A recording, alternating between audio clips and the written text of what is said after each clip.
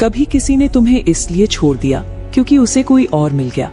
वो इंसान जिसके लिए तुमने सब कुछ किया, जिस पर तुमने भरोसा किया, उसने एक दिन अचानक पलटकर कहा, अब मेरी जिंदगी में कोई और है। ये सुनते ही तुम्हारी पूरी दुनिया बिखर गई होगी, क्योंकि सच यही है, जिसको हम अपना मानते हैं, जब वही हमें किसी दूसरे की वजह से छोड़ देता है तो अंदर से ऐसा लगता है जैसे हमारी कीमत ही खत्म हो गई। लेकिन क्या सच में तुम्हारी कीमत उस इंसान के जाने से खत्म हो जाती है, या फिर ये सिर्फ तुम्हारे दिमाग का धोखा है? स्टोइक थिंकर्स कहते हैं, जो चीज तुम्हारे नियंत्रण में नहीं है उसके लिए रोना बेकार है। असली ताकत है खुद को संभालना और खुद को बदलना। आज मैं तुमसे 3 ऐसी चीजें शेयर करूंगी जो तुम्हें किसी दूसरे की वजह से छोड़े जाने के बाद कभी नहीं करनी चाहिए। ये 3 गलतियां अगर तुमने छोड़ दी तो ना सिर्फ तुम्हारा दर्द कम होगा, बल्कि वो इंसान जिसने तुम्हें छोड़ा एक दिन खुद सोचेगा, मैंने क्या खो दिया। तो तैयार हो, क्योंकि ये बातें तुम्हारे सोचने का तरीका बदल देंगी और तुम्हें फिर से अपने ऊपर गर्व करना सिखाएंगी। सबसे पहली गलती जो अक्सर लोग ब्रेकअप के बाद करते हैं, अपने आप को साबित करने की कोशिश। सोचो, जब कोई तुम्हें किसी और के लिए छोड़ देता है तो सबसे पहले तुम्हारा दिमाग यही कहता है, मैं उसे दिखाऊंगा कि उसने मुझे खोकर कुछ बड़ा मिस कर दिया। तुम एक्स्ट्रा मेहनत करने लगते हो सिर्फ ये जताने के लिए कि देख मैं कितना सक्सेसफुल हूँ, देख मेरे पास अब भी वैल्यू है। लेकिन सच्चाई ये है, जब तुम किसी को दिखाने के लिए जीते हो तो तुम अपनी जिंदगी उसके कंट्रोल में दे देते हो, और वो इंसान जिसने तुम्हें छोड़ा वो तुम्हारे हर काम का कारण बन जाता है। और यही सबसे बड़ी हार है। स्टोइक फिलॉसफी कहती है, दूसरे की राय पर जीने से बड़ी कैद कोई नहीं। अगर तुम्हारा हर स्टेप इस डर से होगा कि कोई और क्या सोचेगा, तो तुम कभी अपने लिए नहीं जी पाओगे। तुम्हें ये समझना होगा कि तुम्हारी वैल्यू किसी और की नजरों से नहीं, तुम्हारी अपने स्टैंडर्ड से तय होती है। जितना जल्दी तुम इस सोच को पकड़ लोगे, उतना जल्दी तुम्हारा दर्द कम होगा।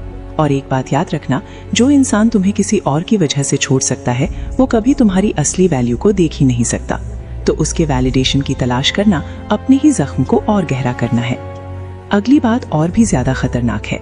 ये गलती करते ही इंसान खुद को अंदर से खत्म कर देता है। दूसरी बड़ी गलती है खुद को कंपेयर करना उस इंसान से जिसकी वजह से तुम्हें छोड़ा गया। तुम्हें छोड़े जाने के बाद अक्सर दिमाग यही सवाल पूछता है, क्या वो मुझसे ज्यादा खूबसूरत है? क्या वो मुझसे ज्यादा पैसे वाला है? क्या वो मुझसे ज्यादा इंटरेस्टिंग है? ये सवाल धीरे धीरे तुम्हारी आत्मा को खा जाते हैं।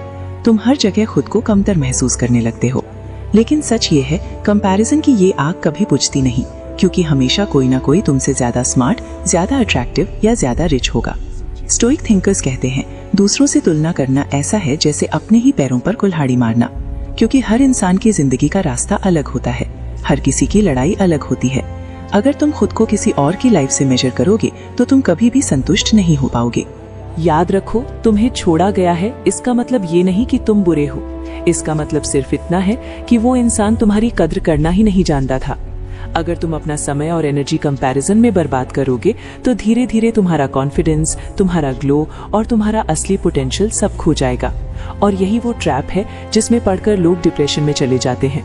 लेकिन अगर तुम कंपैरिजन छोड़ दोगे तो तुम्हें एक ऐसी आजादी मिलेगी जो किसी भी रिश्ते से बड़ी होती है। अब सवाल ये है, जब दिल टूटा हो और कंपैरिजन रोकना मुश्किल लगे तो उस दर्द को लोग कहाँ निकालते हैं? यहीं आती है तीसरी सबसे खतरनाक गलती। तीसरी और सबसे खतरनाक गलती है अपने दर्द को गलत जगह निकालना।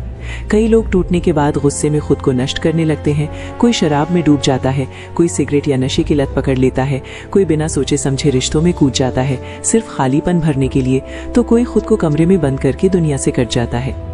शुरुआत में ये सब रास्ते आसान लगते हैं क्योंकि ये थोड़े वक्त के लिए तुम्हारा दर्द दबा देते हैं, लेकिन धीरे धीरे ये तुम्हें अंदर से खोखला कर देते हैं। तुम्हारी सेहत, तुम्हारा करियर, तुम्हारा फोकस, सब कुछ बर्बाद होने लगता है। स्टोइक फिलॉसफी कहती है, दर्द का इस्तेमाल करो, उसे अपने हथियार में बदलो। मतलब जब तुम्हारा दिल टूटा है तब तुम्हारे पास सबसे ज्यादा एनर्जी होती है, लेकिन ये एनर्जी या तो तुम्हें खत्म कर सकती है या फिर तुम्हें बदल सकती है। अगर तुम इस एनर्जी को गलत एडिक्शंस में डालोगे तो धीरे धीरे अपने ही जख्म गहरे कर लोगे। लेकिन अगर उसी एनर्जी को वर्कआउट, पढ़ाई, नई स्किल्स या अपने सपनों में लगाओगे तो वही दर्द तुम्हें एक ऐसा इंसान बना देगा जिस पर तुम्हें खुद गर्व होगा। याद रखना, तुम्हें किसी और ने छोड़ा ये तुम्हारी हार नहीं, तुम्हारी असली हार तब होगी जब तुम खुद को छोड़ दोगे। अब सवाल ये है, जब ये तीनों गलतियां नहीं करनी चाहिए तो इंसान को करना क्या चाहिए? कैसे इस दर्द को ताकत में बदला जाए? अब जब तुम्हें पता चल गया है कि 3 बड़ी गलतियां कौन सी हैं जो कभी नहीं करनी चाहिए, तो अगला सवाल है फिर करना क्या चाहिए। देखो, जब कोई तुम्हें किसी और के लिए छोड़कर चला जाता है तो तुम्हारे पास 2 ही ऑप्शंस होते हैं। पहला, उसी दर्द में डूबे रहना और खुद को खत्म कर लेना। दूसरा, उस दर्द को फ्यूल बनाकर खुद को इतना मजबूत बना लेना कि एक दिन वो इंसान खुद सोचने पर मजबूर हो जाए, मैंने किसे खो दिया। स्टोइक थिंकर्स कहते हैं, दुनिया तुम्हारे साथ क्या करती है ये तुम्हारे हाथ में नहीं, लेकिन उस चीज पर तुम्हारी प्रतिक्रिया कैसी होगी ये पूरी तरह तुम्हारे हाथ में है। तो पहला कदम यही है कि तुम अपने पेन को एक्सेप्ट करो। हाँ, दर्द होगा, आंसू आएंगे, यादें सताएंगी, लेकिन ये सब दबाने की कोशिश मत करो। उसे महसूस करो, लिखो, मेडिटेट करो, नेचर में समय बिताओ, लेकिन उसे अपनी जकड़ में मत आने दो। याद रखो, हीलिंग का मतलब दर्द मिटाना नहीं है। हीलिंग का मतलब है उस दर्द को अपनी ताकत में बदलना, क्योंकि असली जीत तब होती है जब तुम ब्रोकन होकर भी खड़े रहते हो, और जब तुम खड़े रहते हो तो दुनिया खुद नोटिस करने लगती है। अगले हिस्से में मैं तुम्हें बताऊंगी वो पहला प्रैक्टिकल कदम कौन सा है जिससे तुम अपने टूटे हुए दिल को इनर पावर में बदल सकते हो। सबसे पहला कदम है खुद पर ध्यान लगाना, ना कि उस पर जिसने तुम्हें छोड़ा। जितना ज्यादा तुम उसका सोशल मीडिया चेक करते रहोगे, उसकी फोटो देखते रहोगे या उसके बारे में लोगों से पूछते रहोगे, उतना ही तुम्हारा दिमाग उसी के इर्द गिर्द घूमता रहेगा और यही तुम्हें बार बार पीछे खींचेगा। इसलिए सबसे पहले एक बाउंड्री बनाओ। उसके नंबर, चैट्स, फोटोज और सोशल मीडिया अपडेट से खुद को दूर करो। ये कठिन लगेगा, लेकिन यही तुम्हें हील करने की शुरुआत देगा। स्टोइक थिंकर्स कहते हैं, जो चीज तुम्हारे कंट्रोल में नहीं उसे पकड़कर रखने की कोशिश सबसे बड़ा पागलपन है। उसने तुम्हें छोड़ दिया, ये उसके कंट्रोल में था, लेकिन तुम उसे बार बार याद करके खुद को जला रहे हो या नहीं, ये तुम्हारे कंट्रोल में है। अब जब तुम उस डिस्ट्रैक्शन को कम कर लोगे, तब तुम्हारे पास बहुत सारा खाली समय होगा। यही समय है खुद को वापस बनाने का। वर्कआउट शुरू करो, किताबें पढ़ो, मेडिटेशन करो, नया स्किल सीखो, क्योंकि याद रखो, बदला लेने का सबसे बड़ा तरीका है चुपचाप अपने आप को इतना इम्प्रूव करना कि एक दिन वो खुद सोचे, काश मैंने इसे छोड़ा ना होता। और इम्प्रूवमेंट का सबसे आसान रास्ता शुरू होता है अपनी बॉडी और माइंड से। जब तुम्हारा दिल टूटता है तो सबसे पहले असर तुम्हारे शरीर और दिमाग पर दिखता है।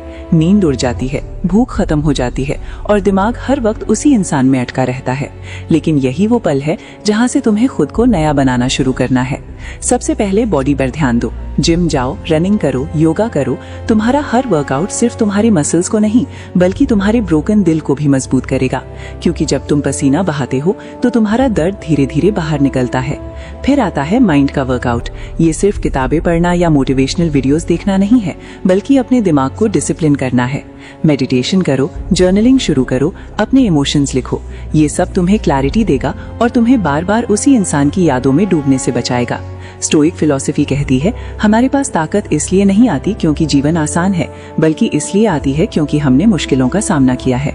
मतलब जितना तुम अपने दर्द को कंस्ट्रक्टिव कामों में लगाओगे, उतना ही तुम पहले से ज्यादा पावरफुल वर्जन बनते जाओगे।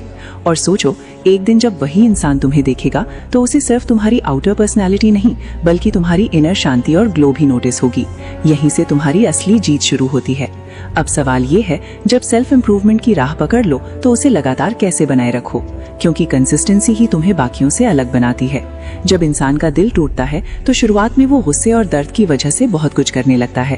पहले हफ्ते वर्कआउट करता है, किताबें पढ़ता है, मेडिटेशन भी करता है, लेकिन जैसे जैसे वक्त गुजरता है मोटिवेशन कम हो जाती है और फिर वही पुरानी आदतें लौट आती हैं। यहीं पर फर्क पड़ता है डिसिप्लिन और मोटिवेशन में। मोटिवेशन तुम्हें शुरुआत कराता है, लेकिन डिसिप्लिन तुम्हें मंजिल तक पहुंचाता है। स्टोइक फिलोसोफर्स कहते हैं, जिस चीज को करना जरूरी है उसे करो, चाहे मन करे या ना करे। यही प्रिंसिपल तुम्हें कंसिस्टेंसी देगा। अगर रोज जिम नहीं जा सकते तो कम से कम घर पर पुशअप्स करो। अगर किताब पढ़ने का मन नहीं है तो सिर्फ 2 पन्ने पढ़ लो। अगर मेडिटेशन मुश्किल लगे तो सिर्फ 5 मिनट शांत बैठो। कंसिस्टेंसी छोटी छोटी आदतों से बनती है, बड़े बड़े रेजोल्यूशन से नहीं। और जब तुम रोज थोड़े थोड़े स्टेप्स लेते हो तो तुम्हारा दिमाग खुद ब खुद समझने लगता है कि तुम कंट्रोल में हो, ना कि तुम्हारा दर्द। याद रखो, तुम्हें छोड़कर जाने वाला इंसान अब तुम्हारी जिंदगी का हिस्सा नहीं है, लेकिन तुम्हारी डिसिप्लिन और हैबिट्स ही तय करेंगे कि तुम्हारा भविष्य कैसा होगा। और जब ये फ्यूचर चमकेगा तो तुम्हें किसी वैलिडेशन की जरूरत नहीं पड़ेगी। अब सवाल ये है, जिंदगी को सिर्फ सेल्फ इम्प्रूवमेंट तक सीमित रखना काफी है क्या, या इसमें कुछ और भी है जो तुम्हें पूरा कर सकता है? सबसे बड़ी गलती जो लोग करते हैं वो ये कि वो अपनी पूरी आइडेंटिटी सिर्फ एक रिश्ते में खो देते हैं। मतलब, मैं वही हूँ जो उसके साथ हूँ, और जब वो रिश्ता चला जाता है तो उन्हें लगता है कि उनकी पूरी दुनिया ही खत्म हो गई। लेकिन सच्चाई ये है, तुम्हारी असली पहचान किसी रिश्ते से नहीं, तुम्हारे पर्पस और पैशन से बनती है। सोचो, अगर तुम्हारे पास कोई ऐसा काम है जिसे करते हुए तुम्हें वक्त का पता ही ना चले, चाहे वो आर्ट हो, म्यूजिक हो, बिजनेस हो या कोई स्किल, तो क्या कोई इंसान तुम्हारी पूरी खुशी चुरा सकता है? नहीं। स्टोइक थिंकर्स कहते हैं, जो इंसान अपने पर्पस को जान लेता है उसे दुनिया का कोई भी तूफान हिला नहीं सकता। मतलब अगर तुम्हारा एंकर तुम्हारा पैशन है तो किसी के जाने से तुम्हारी नाव डूब